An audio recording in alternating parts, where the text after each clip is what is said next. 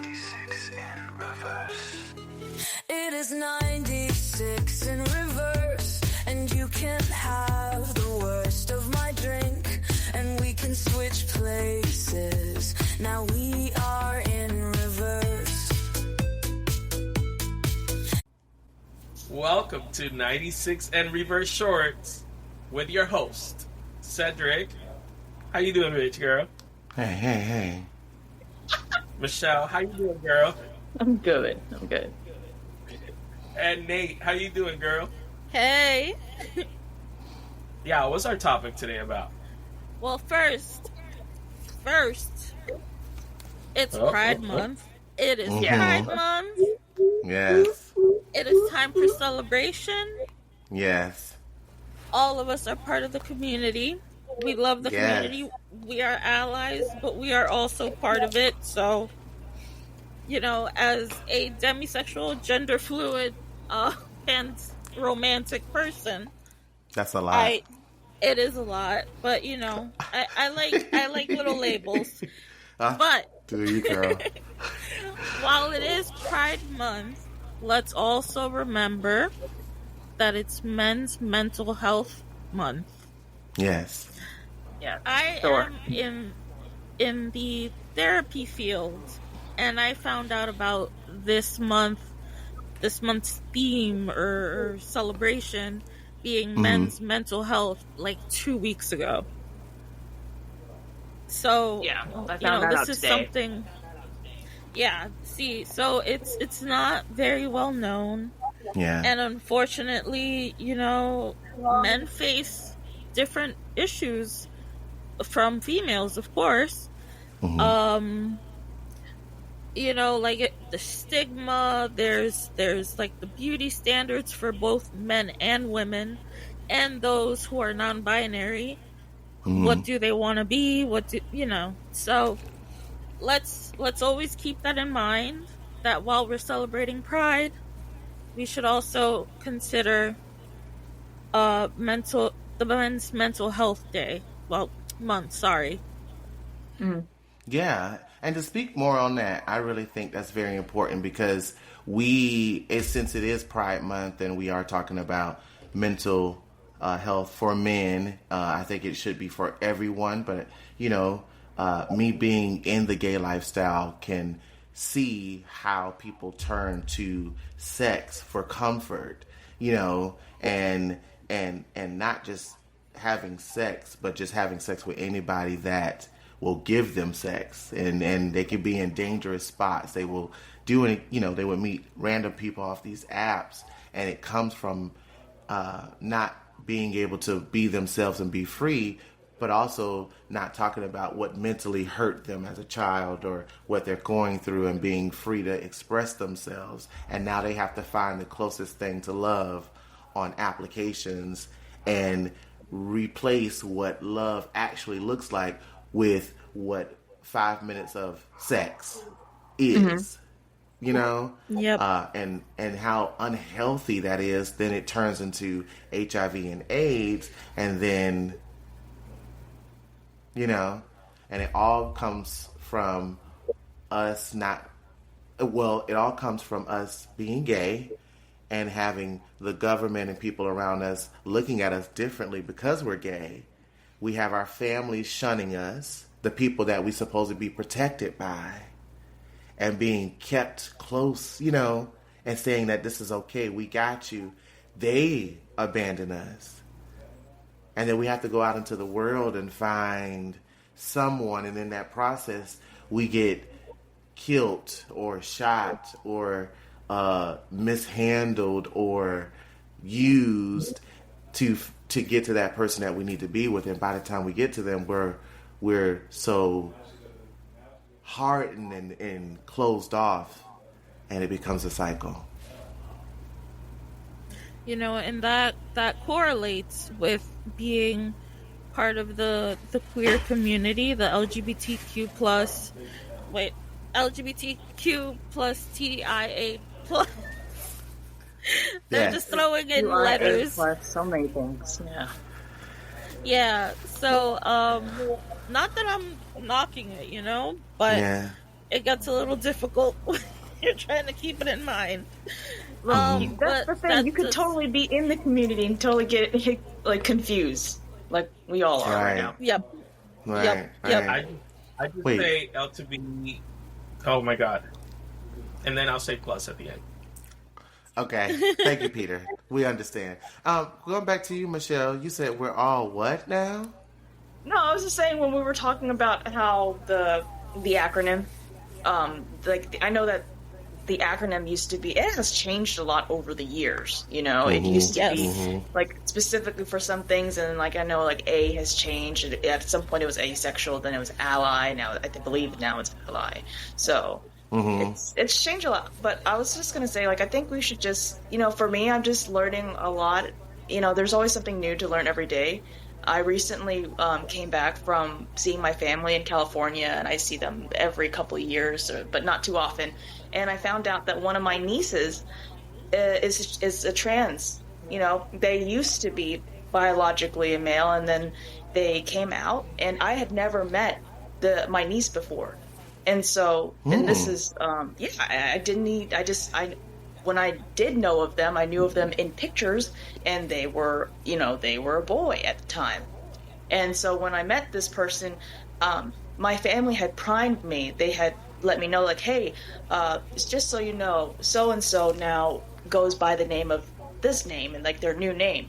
And I said, oh, okay, that's fine. And a lot of people were worried that it would be a big deal, and I think that by not making it a big deal, by just going out there and calling this person by the name that they want to be called as, then everything, I think that it just went a lot smoother, you know, and people just were more willing to accept it. It didn't become a big deal, like something that we had to focus on, you know. And so I was just really glad that I could be there as an advocate and in my own way for my niece that I didn't know, but you know, that's their decision. They want to be, they transitioned, and I think it's every right that they should be at family functions. That's amazing. Oh, yeah. Honestly. I think that the same way that you get to choose the family that you call family, I think it's the same way that you choose, you know, who you want to be. You don't have to be the person that your parents want you to be. You need to be the person that you want to be. And I think that that's one of the big things that you celebrate with Pride, is that you are being who you want to be and not what other people expect from you. More Absolutely. of think- who you are rather Right. than who you want to be. Right. Yeah. And it comes with different processes when you want to be when you are presented to the world one way and then you want to transition to something else. I think it comes with patience when the process is going through, when that person's going through the process. I have a family member that it went through the process from male to female, and we grew up with this person as a male. And at times, we slip up and say he, or the original name, or, you know what I'm saying? And I understand you're transitioning and we need to respect who you are. But when it's something fresh out of the bag and it's new to us and we always seeing you as this person, it will take time for us to transition over as well with you. It's a process. Correct. You have to give patience and time. And my family member just really didn't understand that. And people got hurt. Their feelings got hurt because they wanted us to speed up with them. And it's like, wait, you know, now if some family members come off disrespectful, I understand that you need to protect yourself. But, you know, Yeah, everything comes that's with a a different process. story. Yeah. And I if just I feel- think you're talking about who I think it is, I love that person. They're such a I do great too, person. and I miss them so much. I think about them, and I miss the times we used to sing, and I miss the times that we used to laugh and get together. And I don't know where they went. and if they ever get to listen to this podcast, know that I love you. Know that I'm always got open arms. My home is open to you, and nothing. If we ever get together, it would be just like yesterday. Nothing ever happened. That's from the inside, top, bottom, side of my heart. There's so much love in that message. Yeah. Yes. Yeah. Mm-hmm. Yeah. You're gonna make me cry. I'm about to take my napkin out. Oh no. For real. Oh no. Yeah. Because it's true. We love you, and you know who you are, and nothing has changed from the time we was in Peter's room jamming out music to today. It won't. Yes. It's nothing different. Well, dang, I don't know this person, but by proxy, I'll send them love too. I was gonna say the exact same thing. I was gonna say So I personally don't know you. I don't know who you are. I know your relationship with Cedric, but that's it. And from the bottom of my heart, I love you as well. Because I understand you. All of us, we are individuals, and we're all going through our own battles. And while I won't get into politics, but while many people do not understand that mental health is important, I want to say from the bottom of my heart, please take your time. Take your time understanding yourself, understanding your environment, understanding your relationships. Take your time. There's only one life, unless you're a cat, but we won't talk about that. But yeah, take your time to understand yourself, to experiment with things. And I don't mean sexually. Experiment with let's say a career. If you want to take a course in something, take that course. Figure it out, but take your time. Time is important. It's kind of funny that you said that. Go ahead. Sorry, I hijacked for a little bit, but Oh no, please stop. I love it. It's funny that you said that, because earlier today I came to the room, and I've been in the room the whole entire afternoon, I guess, right, Michelle? And I came in and I told Michelle, listen, she was laying here, and I said, I'm having a panic attack. I'm just gonna lay here, and I use a breathing machine to sleep, CPAP. Mm-hmm. Yeah, and when I put it on, my anxiety and my panic attack went even higher because I had something over my face, and I had to. Maybe you felt claustrophobic? Yeah, and I had to psych myself. And it was funny, though, because I fell asleep of tiredness. Of tiredness with fighting with my brain. And it's crazy, like, the things that people go through. It's ridiculous. Like I'm up and down. Like, I'm on a roller coaster right now. I try to look normal and calm, but geez Louise, you guys have no idea. Yeah. But it is what it is. Life goes forward. And I enjoy being with you guys and talking to you guys about everything. That's one of my stress relievers. Is coming here and talking to you guys and our viewers, listening, and going from there.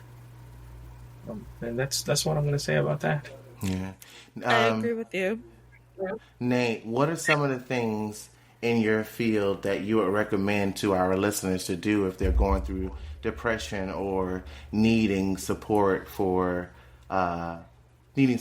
people to listen? What would you do? What would you say?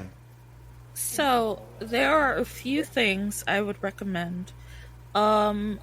If you are part of the LGBTQI plus community, the Trevor Project, if you are dealing with self-harm, There's also To Write Love on Her Arms. There are different helplines, crisis lines. You just gotta Google it. Even 988. 90, is it 98? 988, I think it is. 988. So Yeah. even if you say, I'm sad, I don't know what to do with my life, it pops up for you on Google. You can ask Siri. You can ask Gemini nowadays now too. Yep. I've been in the position where I'm like, let me Google this because I want to see if, other people are feeling how I'm feeling. And, obviously some people do have the same experiences, but I'll Google it and I'll get the SAMHSA, which is the, I forgot what it stands for, but it's the National Hotline for Suicide Prevention. And that's something we can't take away under this current, I was going to say regime, because at this point it might as well be. But, yeah, so it's something that can't be taken away. There's also something called 7 Cups. I used to volunteer there. And you basically talk anonymously with people who are going through a rough time. And you can refer them out to clinics, help them out with anything they may need. 7 Cups is a good one. There's also mindfulness, practicing mindfulness. That is a big one. I practice cognitive behavioral art therapy, and I focus on mindfulness. So, with that said, if anyone needs the support, an ear, someone to listen, there are people in your life who care about you, they love you. And if you don't feel that way, go to these crisis lines. You're not alone at all. So I went ahead and I looked it up. 988 is the suicidal hotline. So if you feel that you're suicidal, 988. 999 is if you feel like somebody else is in danger. And the mental health is NHS is 111. It's online also, or you can call, and that's for need urgent help for mental health. So those are the resources that we have for you guys. Right. If you guys need help. So other things that you can do for mental health is, I know that, we shouldn't go back to it, but sex. Sex is wonderful for mental health. Hello, Lulu. Everybody, Lulu. Lulu, everyone. Yes. And even petting a cat. They actually said that petting a cat will lower your heart rate, your stress, and your blood pressure. Right.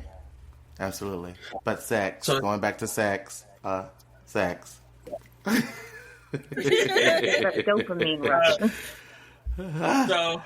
So to increase your dopamine, a couple of things they're out there. The highest one is sex. Yes. If I remember correctly. I'm not going to mention the first one. I was going to say I thought the first one was something else. What was it? What is it? Okay. The first one is cocaine, believe it or not. Yes. What? Yes. The highest amount of dopamine rush you will get is from doing cocaine. We do not condone doing cocaine, but just for legal facts, reasons. For trivia, that is where you'll get the biggest rush. Yes, it's the highest one. Then you have sex. Then after that, you have chocolate. And not your milk chocolate. It has to be like dark chocolate. Yeah. Yes. Yeah. That's why I'm chubby. Because we're chocolate. And then you have pills that they can, depending on the dosage, can go up and higher, and it can reach that cocaine level. And there's also a shot that they can give you. Now, there's something called 5, 4, 3, 2, 1, and I want want you guys to know that technique. Yes. Because today when I was talking to my therapist, he actually told me that I need to try it. And okay, so 5 is look around.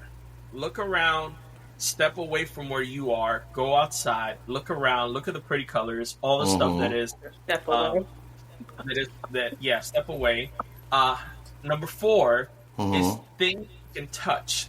So you can touch, if you're outside, trees, walls, whatever it is. You know what I'm saying? There are things that you can touch. Number 3 is things you can hear. Birds, water, wind, people, depending on where you are, the city, trains, and stuff like that. Number 2 is smell. What can you smell when you're around that area? And then number 1 is taste. So what can you taste that is there? And believe it or not, using those methods will calm you down. It's actually one of the highest... It's funny because it's one of the highest things that you can do that will calm you down. But it's also up to me the stupidest thing you can do. But it works. It grounds you. So- It literally grounds you through your sensory perception. Like, yeah. So Yeah, it's a Yeah. grounding technique. But to wrap up, oh, go ahead. Yeah, so that was exactly what I was going to say. But when you do it, try to do it so close your eyes when you do stuff. Touch, without your eyes. Don't just, and go from there. So I can touch close with my each one of eyes. your... Yeah. If I tell you something that my son said one time, it was hilarious, but I'm not going to mention it here. But that's it, yeah. This is a short. So Yep, it's a short. anything else anybody wants to say? No, but take care of you guys. Take care of yourself out there, guys. Yes. Pride, whether you're gay, straight, or pan, whatever you want to be, take care of yourself. Mental health is real. All right, yeah. Like Remember. we like to say, Ooh. we love you, take care, and peace. 96 in reverse. Short is over.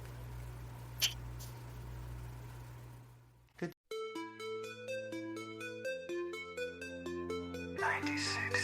reverse.